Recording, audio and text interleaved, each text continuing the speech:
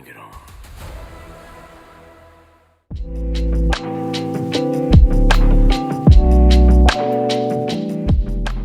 There's a scene in this film where Salman's character gets hit in the head multiple times with a brick. Following this, he then uses his own head to hit the bad guy's head repeatedly. However, despite this, it's actually the audience who leaves with the biggest headache after this film. This film adds yet another meaning to the iconic phrase, "Bhai dil mein aata hai, samajh mein nahi." Today I went to watch Kisi Ka Bhai Kisi Ki Jaan at a semi-filled theatre in Sydney, Australia. I went in with low expectations given this film had so many delays, change in makers, titles, cast and more. Not to mention the master director, Farhad Samji, who is at the same level of Christopher Nolan, he just didn't give me high hopes about this film.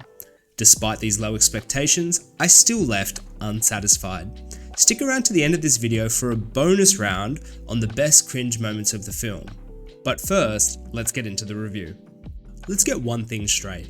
I am a Salman Khan fan, and when he puts effort in, I'm his biggest advocate. It's why a film like Bhaijaan is amongst one of my favourite Bollywood films. One of his strongest traits is his screen presence. It truly is something that he uniquely has, and it does occasionally shine through in this film. However, he spends the majority of the time being pulled down by a weak screenplay, an overly loud ensemble cast, and tone-deaf dialogues where you can tell Salman isn't making any effort. He's on full cruise control. Nonetheless, let me give a quick overview of the film's plot and then we'll get into the good and bad aspects of the film. Salman's character, Bhaijaan, is a vigilante protector of his town and has decided not to get married nor let his brothers get married. However, his brothers each have girlfriends that they do want to marry, so they want Bhaijaan to find love and come up with a plan to make him fall in love. And in comes Pooja Hegde's character, Bhagya. We also have our bad guys, your classic over-the-top acting bad guys with little to no backstory or motivation.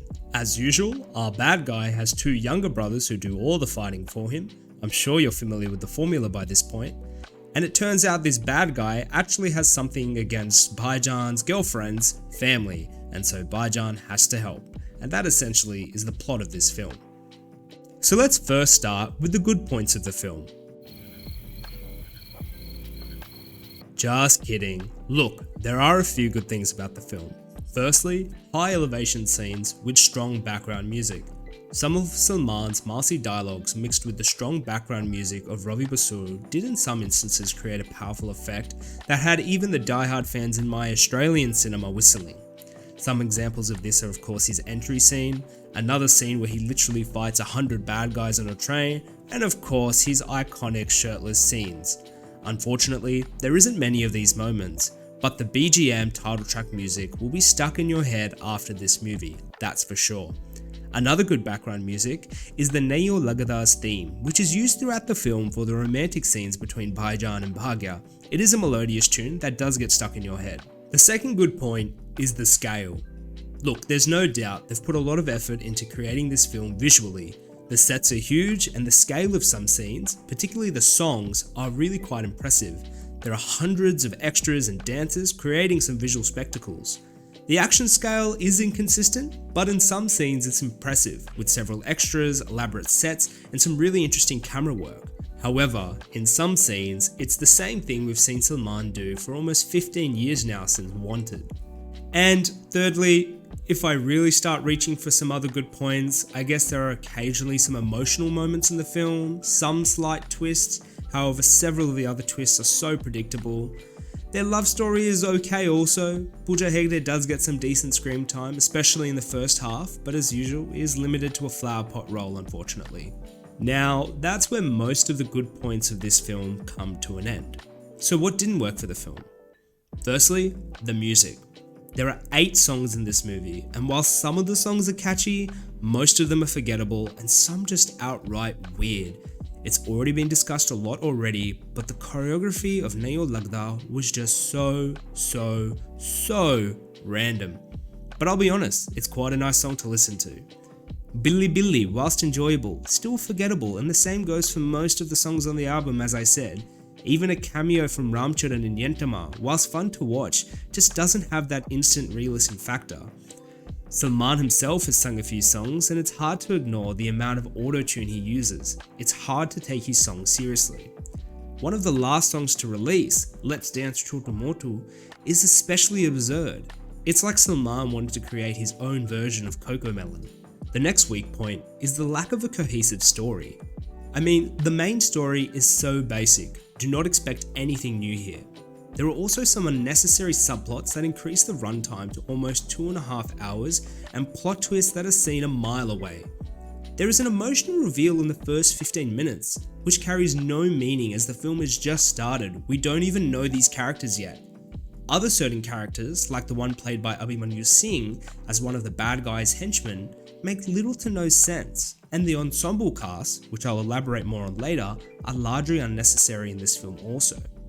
The film's antagonists are the classic over-the-top bad guy, with very little backstory or genuine explanation of their motivations beyond just the basics. They have no nuances. With several plot holes, plot conveniences, and the unstoppable Bhai, I wonder why they even bother having an antagonist. They should just have a punching bag for Salman to hit. Whilst the first half of the film remains fairly well paced, the second half slows down and the climax in particular drags out, something you typically can enjoy in a Salman Khan film. Another weak point, the comedy. Unfortunately, this film suffers from the Farhad Samji curse of over-the-top, annoying, loud and obnoxious humour. Majority of the jokes don't land, and my cinema was quiet. The film tries to make you think the joke was funny by adding very loud sound effects, but it just doesn't work. The supporting cast tries their best, but also lands flat. Salman on occasion is funny. The way he reacts to things going on around him is entertaining, but it's nothing we haven't seen before. I frankly found myself rolling my eyes a few times as the jokes became worse and worse. At one point, they make a joke about Homo erectus and allude to that meaning the brothers are perhaps gay. It just shows how out of touch the makers are. Another unintentional joke is where Bhaijaan's character is showing Bhagya how he has the same reaction despite feeling different emotions such as scared and angry. This scene is ironically funny because it actually reflects Salman's acting in the film, just one expression. There are some meta jokes, such as an appearance from one of Salman Khan's old co-stars, who's actually presented in the film as an actress she's played in one of Salman's old films. But it's so randomly shoehorned into the story that it leaves you baffled rather than laughing. And one of the final weak points was unfortunately the ensemble cast. Look, it was really nice to see the late Satish Kaushik on screen, and a few cameos from stars like Ramcharan are always welcome. But the rest of the supporting cast of the film was quite weak. The three brothers of Bhaijaan wore such similar clothing and did such bad acting, at some points you'd struggle to differentiate them. They have no role except for a minor love interest and doting over their brother and helping his love story. Oh, and of course, helping him out in the action scenes. Speaking of those love interests, the three girls that are paired with the brothers I think have less than 10 minutes screen time in the entire film, and perhaps less than 5 dialogues each. I guarantee that you won't remember their characters' names or which one was paired with which brother by the end of the film. That's how forgettable they were. Unfortunately, not even Salman's swagger can carry this whole cast. There's just too many unnecessary people. Overall, Kisi Ka Bhai Kisi Ki Jaan leaves a lot to desire. I'm craving a film where Salman Khan pairs with good directors and puts forward a performance where he actually tries. We didn't get it this Eid, but hopefully we get it at Diwali with Tiger 3. So, should you watch this film in the cinemas, or should you wait for OTT, or should you just never watch it? Well, if you're a die-hard Sallu fan, even then I'd suggest save your money for Tiger 3 releasing later this year and wait for this film to come in streaming. If you're not a huge fan, you're not missing anything by not watching this film. And that's the review. Thanks so much for watching this video. If you enjoyed it, please like. If you have any thoughts, drop a comment. And if you want to see more, be sure to subscribe. And as usual, thanks for stopping by. Hey, it's Jay. Ladies and gentlemen, it's the bonus cringe round. 1. Bhaijaan's mere arrival at a home causes someone from that home to wake up from a coma after 8 years. 2. Bhaijaan and Bhagya flirt and fall in love, quoting the Gita. 3. Bhaijaan smashes someone's head with his own head and then says the word brainstorm. 4. Bhagya at one point is reenacting how South Indians overreact to certain emotions whilst Bhaijaan just looks at her with a blank face. The director intentionally put this scene in because it's actually a metaphor for the audience watching the film. Point 5. Salman's hair. Point 6. Salman picks up and moves a four-wheel drive like it's a shopping basket. Whilst we can't see where he moves the car to, rumour has it it's on the footpath.